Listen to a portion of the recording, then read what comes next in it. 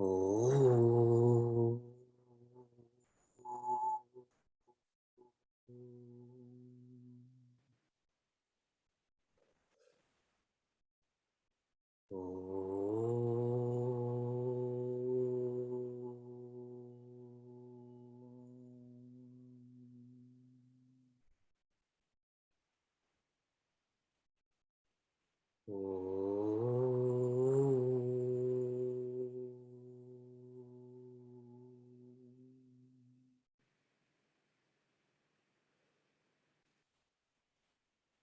Satchidananda Rupaya Vishwotpatyadi Hetave Tapatraya Vinashaya Shri Krishnaya Vayam Numaha.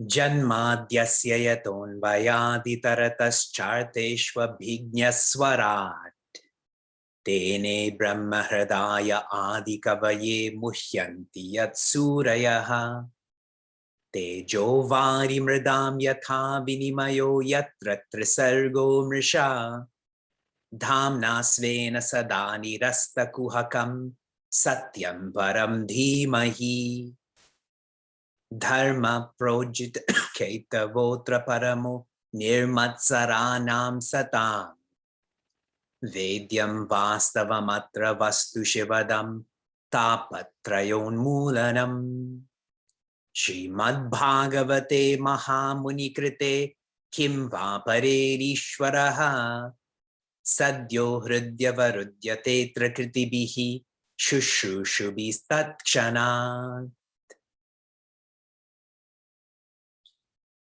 Hari Om and greetings from Niagara Falls. Avidya means forgetfulness.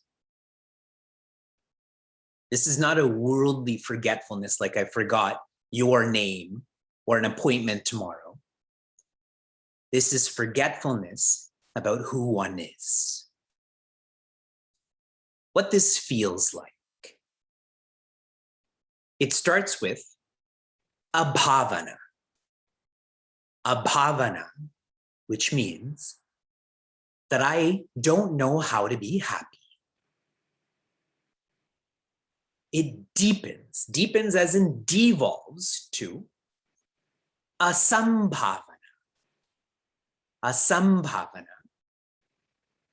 that even if I'm exposed to the idea of being happiness, I don't feel that I can be happy. So the first is I don't know what happiness is. The second is I don't feel I can be happy. It is a deepening in terms of devolving. And the third, viparita bhavana. Viparita bhavana, which means I feel I am unhappiness. I feel I am unhappiness. I'm sharing this with all of you because I want you to reflect on what you're doing in preparation for Navaratri. And I'm going to infer here that what you're doing is you're decorating. You're decorating your altar, you're decorating your home.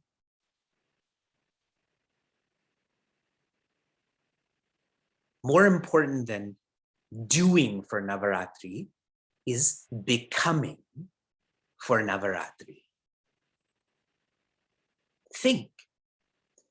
One of the associations with Navaratri and Vijayadashami is when Ravana is defeated. And upon his destruction, what manifests? Light. That light merges with Sri Rama. Another association with Navaratri and Vijayadashami, and we're going to explore that today, is when all of those kanyas were abandoned and captured by Naraka Asura. They were all freed and they all had a vivaha with Shri Krishna. See the change from darkness to light for them. Navaratri is about becoming. It is shifting from awareness of to awareness. At the most deep level, we are consumed by being aware of politics, the weather, my foot is scratching or itchy, I have to do this afterwards.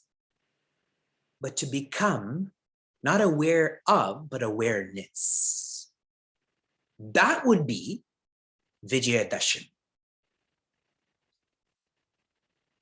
The way to become during Navaratri is through Shravana, Manana, Nididhyasana. Listening counters abhavana. Reflecting counters asambhavana. And contemplating counters viparita bhavana. I'm encouraging all of us to be more authentic and deep with our utsavas. We have a habit to externalize these celebrations, and if you do, it is not Navaratri. For us, it's Nityaratri. We're simply living in darkness, not a darkness outside. There's lots of decorations, but a darkness to being happy. A lovely way we are all celebrating Navaratri together is through Sri Krishna's vivahas. His are more important than ours, okay? And if you're not married, no worries. His are more important than you not being married. Do you remember all of the details of his vivahas? His first was with Devi Rukmini. And the summary there was her leaving the mandir. And Sri Krishna went and captivated her. See, if you Google this on Wikipedia, he captured her. He captivated her. That is quite different, correct? His second vivaha with Jambavati. Jambavati. She had the Syamantaka. And eventually, that, as well as Jambavan's daughter Jambavati, they were married to Sri Krishna. The third, Satyabhama, Devi Satyabhama. Her father felt bad that he questioned Sri Krishna. And so here again, he returned the money, and what greater offering can one make than their own family to be with Sri Krishna. Number 4, Kalindi. Kalindi, Sri Krishna and Prince Arjuna are in the jungle, and there's a Devi near the Yamuna, and she shares she is Yamuna, and that she's been waiting for Bhagavan Vishnu. Number 5, Mitra Vinda. Mitra Vinda. And the details here are Mitra Vinda's family did not want her to be with Sri Krishna because they were associated with Duryodhana. But she wanted to be with Sri Krishna. And another portion relating to her. Do you remember when I shared that the Pandavas had as if died in the fire? And after that, Sri Krishna asked for another palace to be built. It is in this palace where there was a lot of sense of illusion. And it is in this palace where Duryodhana, he was confused between earth and water. And he had fallen. And from that, a lot of the Mahabharata was sourced. Okay? Next is Nagnajiti. Nagnajiti. I told all of you to change your names to Nagnajiti. Her father, Nagnajit. Nagnajit, who was now the king of Ayodhya, and he was most happy that his daughter was going to be with Sri Krishna. How many are we at now? Show me with your hands. Okay. Shall we complete 2 more? And then 16,000 more. This is like meaningful mornings. It was supposed to be 2 years. And this will take 20 years to go through. I will be brief about where this is sourced. We are in the 58th chapter, the 56th verse, 58, 56. And I'm just going to read half of the verse. Shruta kirte sutam bhadram upayeme pitashvasuhu. Shri Krishna's 7th vivaha is with a Devi whose name is Bhadra. Bhadra. And she was born and lived in Kaikeyi. And that's so cool, the reference to Ramayana. This is known as Keikaya, which is a place in Bharat. And so she's from there. There's not too much that's shared about her. And now Sri Krishna's 8th vivaha. This is in the next verse. So I'm in chapter 58, verse 57. Sutam cha madradipater lakshmananam lakshmaner yutam. The 8th is a vivaha that happened in South India, in Madras. See all of the South Indians, how happy you are. Here we're trying to learn that, to go past our geographical identity, gender identity. And here I say Madras and how happy everyone is. So the ruler of Madras, his daughter's name is Lakshmana. Lakshmana is the 8th, Lakshmana. And this was a vivaha where Sri Krishna had to captivate Lakshmana, as in he had to go and take her from this Swayamvara. Okay? These are Sri Krishna's 8 vivahas. The ones today, Bhadra and Lakshmana. Shri Krishna Chandra Bhagavan ki Jai. Now we continue with 16,000 more vivahas. And these are highly Vedantic. So please listen carefully. We're on to chapter 59 now. 58, there was a lot of vivahas. 59, there's a general vivaha. The 21st shloka. This is Rishi Shuka sharing with Raja Parikshita.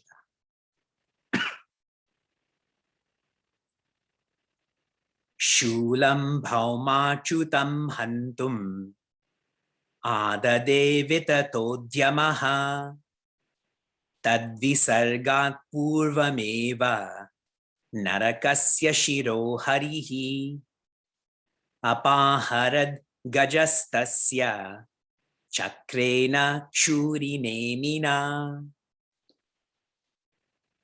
What is shared here is the asura named Naraka. He was trying to destroy Sri Krishna, and every time Sri Krishna blocked him from hurting Sri Krishna, and eventually Sri Krishna used his chakra, and with that he was able to defeat Naraka. Okay, this is all the translation, but what happened to lead up to this? Again, a lot of less kata, more Vedanta. Please listen, please write. Devi Bhumi, that is the earth. She had a son whose name was Bhauma. He was also known as Naraka. What does Naraka mean in English? It means the one who's experiencing hell. And whatever is inside is going to come outside. So her child, though Bhauma, was really Naraka.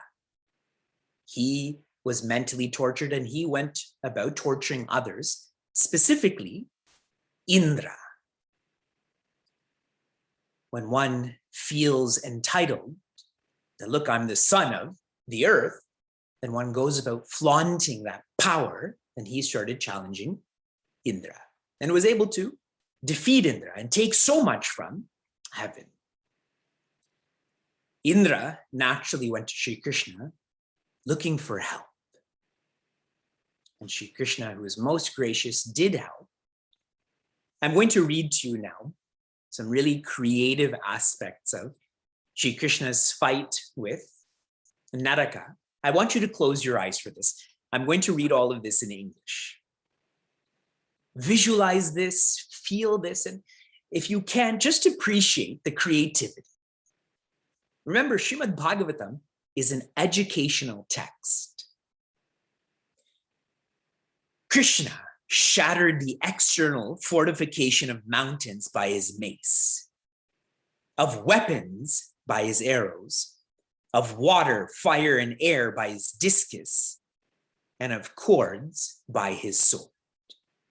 He, the skillful wielder of the mace, shattered the mechanical devices of war and the courage in the hearts of the warriors by blowing off his conch, and the bastions of the city by his powerful mace. Hearing the frightening sound of the Panchajanya, resembling the thunder on the eve of cosmic dissolution, Mura, the demon with 5 heads who was sleeping underwater, got roused up. This Asura, who was brilliant like the sun and fire of doomsday, who was fierce in nature and in radiance, and whom none could look at, came rushing at Krishna, like a 5-hooded serpent at Garuda, with his 3-pronged trident upraised in his arm, as if about to swallow the 3 worlds with his 5 mouths. Whirling his trident, he threw it at Garuda, and then from his 5 mouths he sent forth terrific howls, filling the earth, the sky, and all the quarters, and enveloping the cosmic shell. Krishna, who was none but Lord Hari, cut that trident coming against Garuda into 3 with a pair of arrows and hit the Asura in his face with more arrows. Roused to anger, the Asura hurled his mace at Krishna. The Lord cut into 100 shreds the mace that was speeding towards him.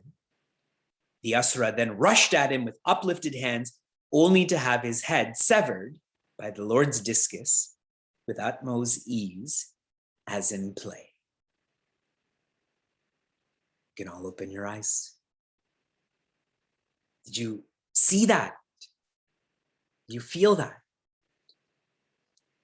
Sri Krishna defeats Mura. And so one of Sri Krishna's names has become, a popular name has become Murari. Murari. The way to understand the word Murari, it is Mura's enemy. If you study a typical translation, what will come up is the enemy of Mura. So what is the narrative? From Sri Krishna's perspective, but Sri Krishna is not the enemy to anyone. He is everyone. Mura's enemy is Sri Krishna. The narrative is from Mura's perspective, not from Sri Krishna's. And so the implication for all of us, we do not have external enemies. It is our internal enemies that make us feel like we have external enemies. This is really one of the consistent messages of Vedanta, is to internalize, to be responsible for what you're experiencing, who you are. With Mura defeated, now Sri Krishna has to fight with Bhauma. Bhauma is terrorizing earth and terrorizing heaven. You can keep your eyes opened or closed for this. I'm going to read again a creative portion. Soon did the Lord, the elder brother of Gada, cut off the heads and limbs of all the soldiers and horses and elephants constituting that army with his arrows winged with plumes of various colors. Can you visualize that? Sri Krishna has all of these arrows, and the ends of those arrows are all of these different colors. It's almost like this war has become beautiful, artistic. And one more lovely insight here is that Sri Krishna's elder brother is known as Gada. Now you're all thinking about this in Hindi. Gada means mace. In time, when we get more to the Mahabharata portion, I'll share with you, in our culture, there are distinct personalities who are known to be experts in using a mace. One of them obviously is Sri Balarama. That's his name. It's like all of us, you know. If I ask you, who are you? Engineer. Who are you? Computer scientist. That's why, and I'm going to share this politely but productively, it makes no sense to me when people, and this happens mostly with physicians, when they write doctor before their title, when they're sending a wedding card or a check, or even if you check our crowdfunding platform, people have still written that. How it would be like, I'm known as Mace. I'm dishwasher. You use that. You are not that, correct? Okay. Now I'll highlight some more of the Vedanta here. Oh, sorry. Let me just finish here. And I just read to you that as Bhauma, who's known as Naraka, is fighting with Sri Krishna, but Sri Krishna, he defeated Mura, he defeats Naraka. Okay. Now the Vedanta. What is shown between the relationship of Bhuhu or Bhumi and Bhauma is the power of vasanas. That the earth is amazing, yet what came from the earth is terrible. In this sense, Bhauma, who became Naraka, the power of vasanas, we can be born in the most ideal context. Great family, great community, but still we can be vicious people. That could be our content, correct? So this shouldn't be a debilitating teaching. The implication of this is how we should be powerful with our dharma. Remember in Meaningful Mornings I shared, our vasanas determine our dharma. So if my vasanas are no good, that means I have to be much better with my dharma, correct? To be able to change my vasanas. Makes sense, everyone? So for us to think about. When Bhauma, Asura, is destroyed, his mother comes. His mother's name is Bhumi, Bhuhu. And she's praising Sri Krishna and says to him, you, when expressing as Rajas, are the creator. You, when expressing as Sattva, are the preserver. And you, expressing as Tamas, are the destroyer. Everyone caught that? Pretty straightforward. These are gunas, correct? Rajas, Sattva, Tamas. Where do gunas come from? I'm asking you, share with me in the chat. What is the source of gunas?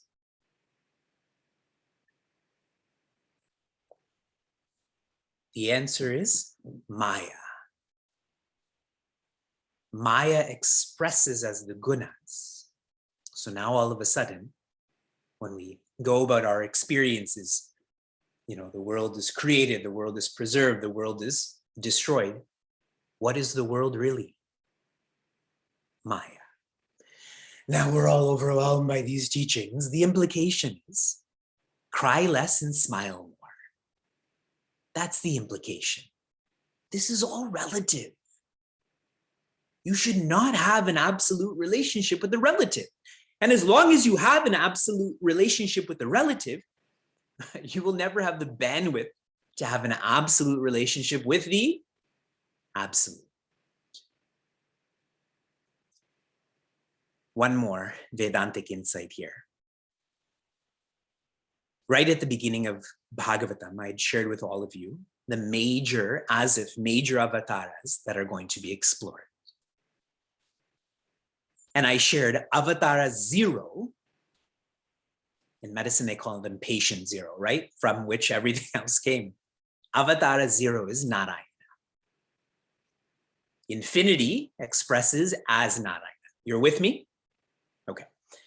Narayana's, I'm not going to say first, but more popular Devi is Lakshmi. We're all clear about that. What does Lakshmi Devi symbolize? What does she symbolize for us? Virtues. Good. Virtues. Name some virtues. Tell me in the chat. Type out some virtues. Good, patience. I was waiting for that one. Every one of us knows that patience is a virtue. How many of you feel you are patient? Small percentage. I'm happy that there's some hands up, but a small percentage. That's why Bhagavan Narayana's as if second Devi is earth. See, we all know the importance of virtues, but who actually practices values to become virtues? So the second Devi is earth, where we can feel that, correct? How patient the earth is with us. How kind the earth is to us. How forgiving the earth is to us. So that's why this praise from Bhudevi towards Shri Krishna has a lot of meaning for us. To go back to Bhagavan Narayana. How see the earth? How convert values to virtues? And this becomes more clear in our next verse. With Mura defeated, with Bhauma defeated, then what happens? I'm in chapter 59, verse 42. 59, 42.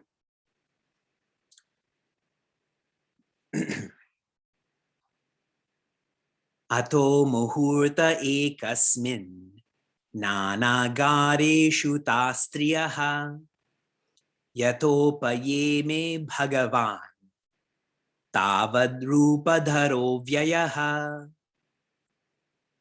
And then on an auspicious day, Shri Krishna manifested for every one of the Devis that was free.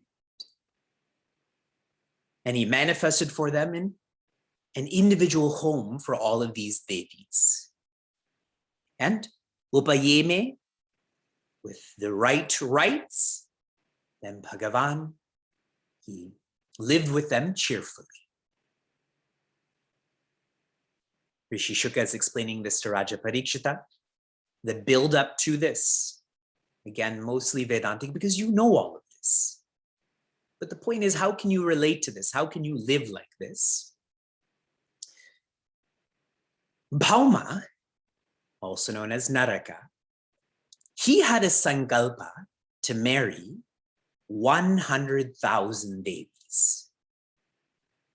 He went around the different dimensions, capturing, not captivating, but capturing Devis. He wanted to marry 100,000 of them. That's why I keep sharing the word hell and torture. Those who are distracted, they're like Narakasura, correct?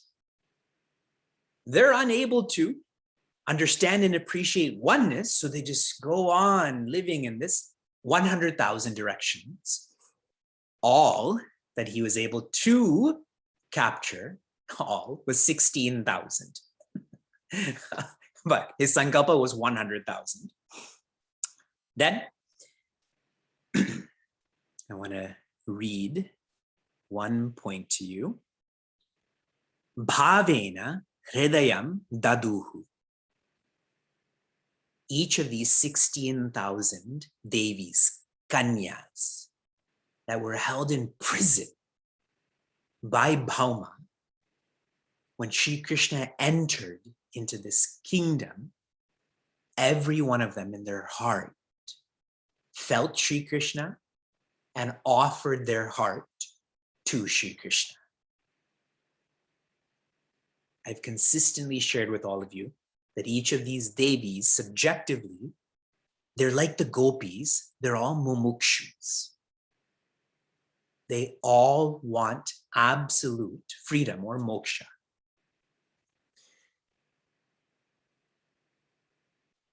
Some of the Vedanta relating to this.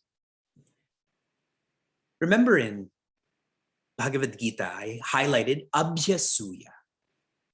Abhyasuya is to find weaknesses and strengths. Many, when they come across this portion of Bhagavatam, they apply to Sri Krishna that he is lusty, that he's the same as Bhauma. Now he has even more Devis than Naraka. What would be the fate of these Devis if Sri Krishna didn't free them? They would be in hell with Naraka, and even with Naraka having been defeated, imagine Sri Krishna never came to this kingdom and never married them all. What would happen to them? Society would abandon them. In an extreme example, they would almost be like prisoners of war, that they would just be forgotten. And so think what Bhagavan Rama did for Devi Sita. His relationship with her, he loved her more than she loved him. I shared that in Ramayana. And that's why when Sri Rama asks Devi Sita to leave, he did this to protect her. Here too, Sri Krishna marries all of these Devis to protect them, to save them. One cannot assign lust to all of this. Upon saving them, he had every one of those Devis dressed up. He had every one of those Devis put onto an individual palanquin. Those are, I forgot the Hindi name for that, but it's whatever. Carriage, we'll call it carriage. And every one of them was sent to Dwarka before him with lots of wealth. See how much respect and love that Shri Krishna offers all of these days to dress them up, put them on the carriages and events. To be respected by all his body. So he did this. And in between, he went back to the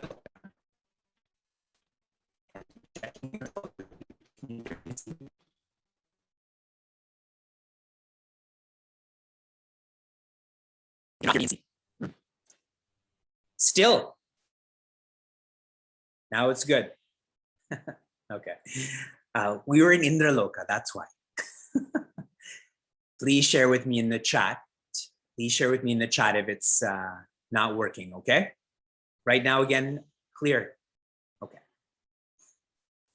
So Shri Krishna went to Indraloka to help Indra reestablish his kingdom. And while he was there, he went with Satyabhama. And Satyabhama found the Parijata. The Parijata is a very beautiful tree from which you can get whatever you want. So Shri Krishna took that Parijata from Indra and returned back to Dwaraka. But what did Indra do? He fought with Shri Krishna. And there's such a Vedantic teaching here. I'm going to read it to you in English. prostrating himself before and touching his feet with the top of his crowned head. When Indra wanted something, what did he do? He was at Sri Krishna's feet. Then, yet after the achievement of his purposes, he goes to fight with that Krishna. Fi, I don't know how to pronounce it, on the stupidity of the devas. Fi on wealth which begets such stupidity. So subtle. This is just a random paragraph in Bhagavatam, but there's such depth here that anyone who's giving more importance to valuables than values is like Indra. See, we all think, oh, I don't want to become Indra. I don't want to become Vayu. But if we give more value to valuables, we are like Indra. We're trying to live in Swarga. Now, the final point, coming to the Vedanta once again. Many of you may be thinking, how come we're moving so slowly this year? Because I consciously went through all 16,008 vivahas, and I consciously read to you the word upayeme. Every time, I hope you noticed it. If you didn't, now I'm telling you. Upayeme means the right, here R-I-T-E. Another word for this is upaya. Upaya means way, correct? That Sri Krishna engaged in these vivahas in the right way. Another synonym to upaya is upadesha. Upadesha. That Sri Krishna's relationships with these devis was not external, but it was an internal relationship. And adding more clarity to this, Sri Krishna, when he was married to these 16,000 devis, he did this with a muhurta. Muhurta we all think of as an auspicious day. A muhurta is any good day. What is a good day? A day where you have the intention to evolve. That's a muhurta. So when is a muhurta? It's in your control, correct? So that's one point. He created 16,000 homes for these devis. He engaged in this samskara with these 16,000 devis, where every one of them felt that there is only Sri Krishna. In Bhagavatam, what is shared is these 16,000 devis are all expressions of Rama. Rama means Devi Lakshmi. And what is Devi Lakshmi? She's an expression of Rama, which means joy. Again, I'm trying to internalize all of this for everyone. When Sri Krishna was living with all of these devis, 16,008, Sri Krishna, 16,008 devis, he engaged in dharma. He was each one's husband. He was each one's, you will find, father. Each of these devis had 10 kids. So Sri Krishna has a lot of kids. We'll explore that soon. But never did he forget that he was Brahma. Brahma as in joy. Now, why that's pointed out? For us. We should never forget our dharma, because our dharma is going to lead us to Brahma, as in joy. And the last portion of this chapter shares how each of these devis had 100 dasis. Each of them had 100 servants. But each of these devis, they felt they were a dasi of Sri Krishna. And the details are they offered puja to him every day. And so what all of this is really implying for us, these vivahas are a mumukshu coming together with moksha. That's what these vivahas are. leading up to Deepavali, what do we celebrate before Lakshmi Puja? Naraka Chaturdashi, correct? That is when all of the ignorance is let go of. And then the next day, as if the next day is Lakshmi Puja, where one experiences the light. That is where mumukshutvam ends, because there's moksha. So that's ways to celebrate. And again, for all of us, we should feel like we are getting married with Sri Krishna.